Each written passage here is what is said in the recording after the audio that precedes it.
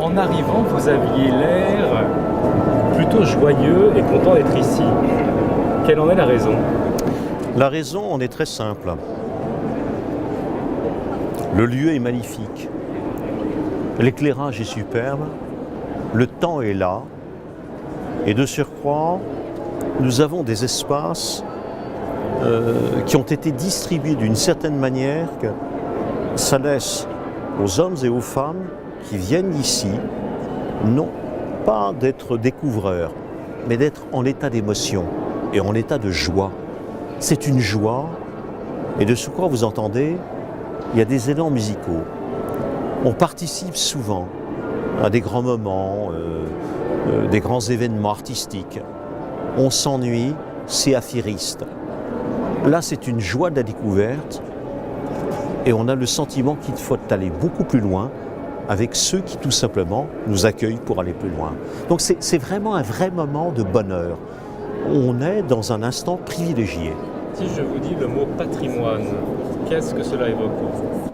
Patrimoine, c'est la compréhension de ce qui fait une richesse d'un quotidien, une richesse d'un territoire, une richesse d'une nation, une richesse d'un cœur d'âme, et ceci doit être compris, agrémenté, complémenté et préservé. Le patrimoine, c'est essentiel à une vie de quotidien.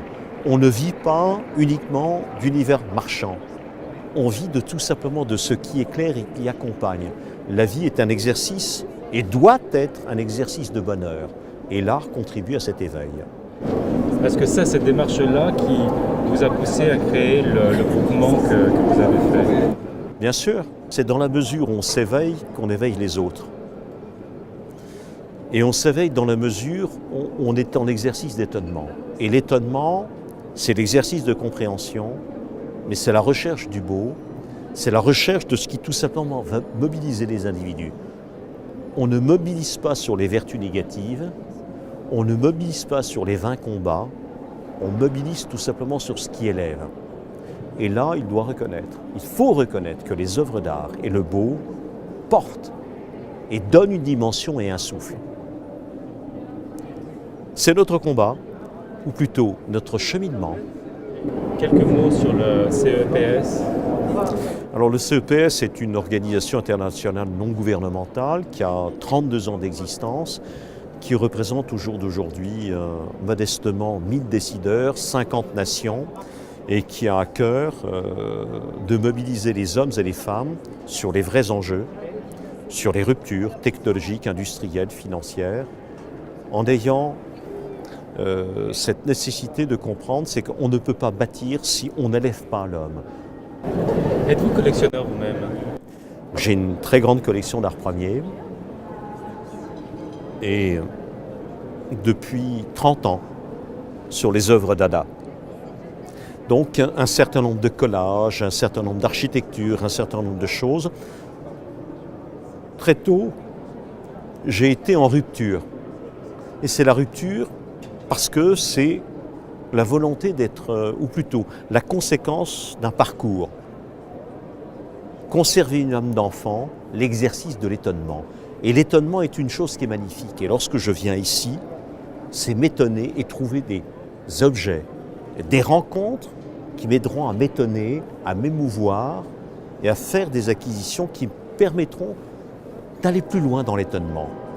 Mon bureau, mon univers personnel est peuplé d'œuvres. Et j'ai fait la même chose au sein de mes collaborateurs. Les œuvres d'art, c'est aller plus loin, c'est éclairer le regard. Le beau amène à se dimensionner. C'est une douceur d'âme.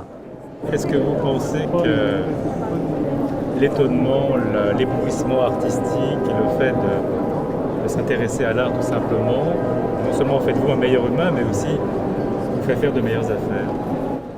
Je ne dirais pas fait de meilleures affaires.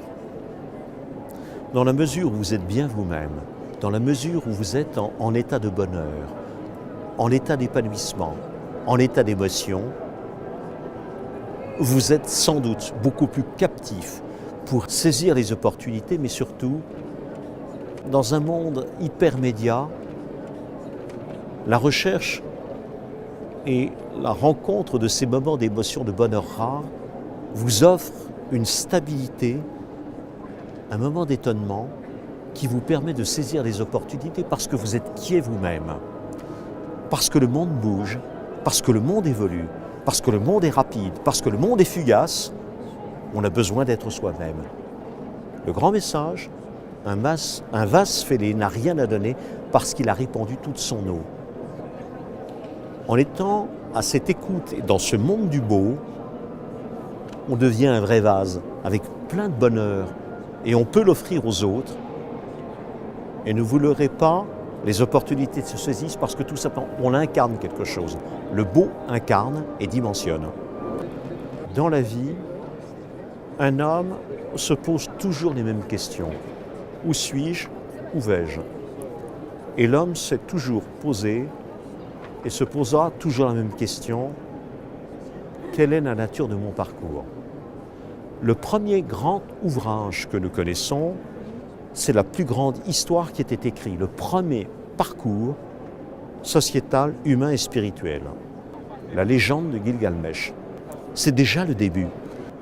L'homme ne peut pas s'abstenir de se poser la question de son existentiel. L'homme a besoin de se poser une interrogation. Soit il se la pose de manière philosophique, soit de manière spirituelle, soit de manière artistique. Et parfois c'est la même question. Alors on posera à l'heure actuelle la question où on a besoin d'une réflexion culturelle. Et on a raison de poser de manière culturelle, mais c'est une façon de passer de manière pudique une réflexion spirituelle.